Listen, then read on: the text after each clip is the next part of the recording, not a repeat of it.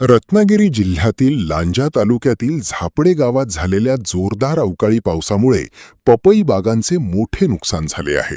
सायंकाळी वादळी वाऱ्यासह झालेल्या पावसात 11 एकर क्षेत्रातील पपईची झाडे उद्ध्वस्त झाली.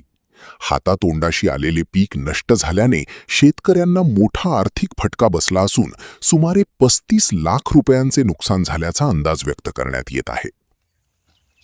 आम्हाला काय बोलायचं नाही ना तर त्यांची झाड होत आपले 11,000.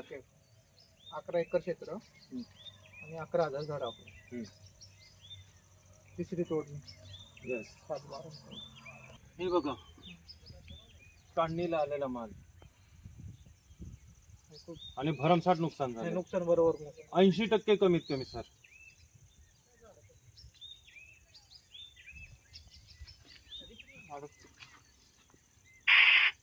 हा बघा तयार माल पडलाय.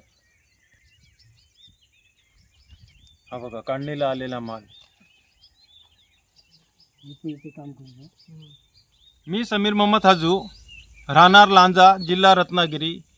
लांजा तालुक्यामध्ये झापडे गावामध्ये माझी 11 एकर पपईची शेती आहे आणि आज झालेल्या या वादळी वाऱ्यामुळे माझं पपईचं हातातोंडाशी आलेलं पीक आता 80% जमीनदोस्त झालेलं आहे.